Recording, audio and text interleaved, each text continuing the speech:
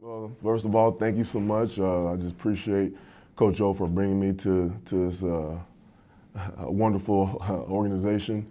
I think one thing that me and him have in common is that we want to win, and it takes more than just a lot. It takes dedication and perseverance and will to bring in the right players as well as work with the right people to achieve high accolades, especially in the SEC. So it was an honor just to be hired and to coach defensive line, which I've loved and been a part of, been playing and coaching pretty much my whole career, and I'm blessed to be here. Hey, Coach, this is Shea Dixon with 24/7 Sports. Congrats on the hire. Being back in college, and obviously you had a successful career, first rounder. That's all right. How do you describe kind of your teaching philosophy as someone who's done it all, been where these guys want to be, high draft picks, 10 years in the league, now that you've grown into it as a coach? Well, I think this teaching is teaching, no matter what level of football you're on, whether it's high school, collegiate, NFL. What you have to do is you have to set a foundation, and then it's just all through, obviously it's years through the experience that I played with, but I've also worked with great coaches. Started my father coached played for 12 years and coached for 30 years. So he was my foundation, but then in addition to coaches that I had in college, Bill Dutton, Dwayne Board, Pepper Johnson, and Greg Blosh. Those coaches, one thing I've learned from them is just the fundamentals and foundations of playing a efficient defensive lineman is footwork, hand placement, things of that nature, pass rush, eye-hand coordination, feet progression. Those are the things, those are the crucial things that make you an elite defensive lineman. And just to continue to be consistent with it and continue to communicate with it and continue to harp on it day in and day out, no matter how effective you are or ineffective you are. I always taught my defensive line that when in doubt, especially when it comes to fatigue or when in doubt when things aren't going well for you as an individual, as a group, as a team, you have to focus on fundamentals because fundamentals help you win games. Hey, Andre, this is Glenn West with LSU Country. Congratulations on the job. I appreciate it. I was just curious, you've been in the NFL now, first 12 years as a player and then last 4 or 5 as a coach. Yeah, 13, man. No, don't take away my credit year. Gotcha. Just what made you want to make the switch back down to college ball? Was it just the relationship with Coach O? Just what made you want to come back down to college and further your resume, I guess? Well, I never looked at it as coming down to college. I think in general, coaching is coaching. For me, and I told Coach O this, obviously, I had interviewed for some positions in the NFL level, but it just didn't work out, following the Jets.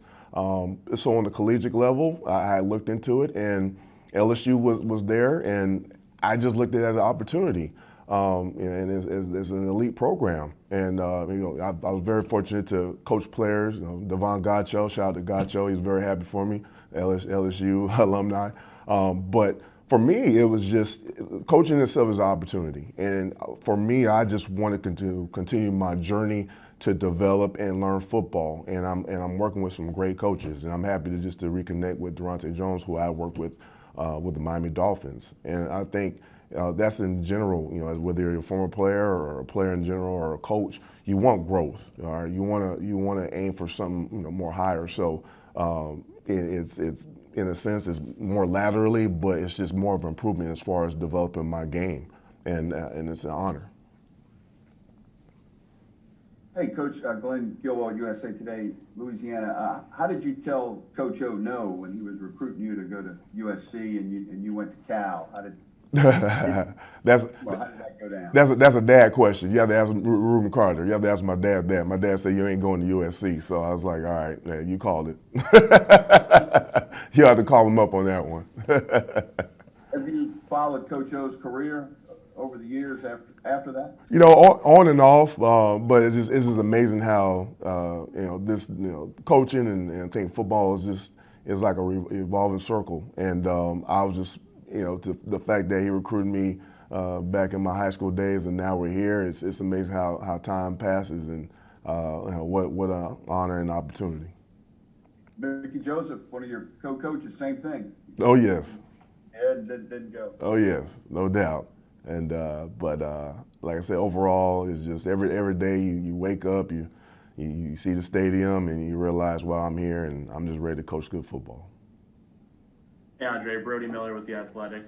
Obviously, Ed Orgeron said that he's going to be more involved with the defense this year, and obviously he's a D-line guy. I guess just how does that dynamic kind of work in your opinion? Obviously it's your group, but also his to some extent. Well, I think in general, I've always been a team player, and me and Coach O have taught this, and we both have a passion for defensive line. If anything, I'm learning from him. I mean, here's a man that's been in the game for such a long period of time, and hopefully I'm blessed enough to coach for as long as he has. So it's about understanding our roles and understanding the foundations. But one thing that we do have in common is that we want to win, and we're very hard on our players. We critique our players, and one thing we love watching film. And so it's a great connection to have such a guy that's so heavily involved in the defense, because he takes pride in it. And what coach that's played it and now coached it does not want to work with a guy like that. That's something that you enjoy because he brings energy, and you want to continue to work hard for him and help be successful. We'll do one more question for Andre Brooks. Hey, Andre, Brooks Gavina from The Advocate. Welcome, Baton Rouge. I appreciate it. The entire starting defensive line came back, and Ed Orgeron's talked about the talent that's there. What do you see in that, and your kind of philosophies through learning and playing as an NFL player? What do you think this group can do? Well, it's great that you see the returning, especially I'm still getting my terminology, just returning seniors coming back for another year. I think one, it shows that they're dedicated to the program, but also two, they want to finish on a winning note. Obviously, last season's last season, but they didn't have the success they had prior to the year before.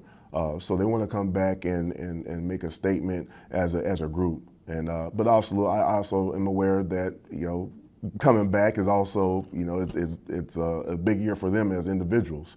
But I've always the men that I spoke to, I just say at the end of the day, you just trust yourself, you trust your technique, and trust the man next to you, and we'll play good football. And that's what's important. And you make a statement as far as creating a defensive line tradition. That's just something that I and my not only myself but Coach O believe in.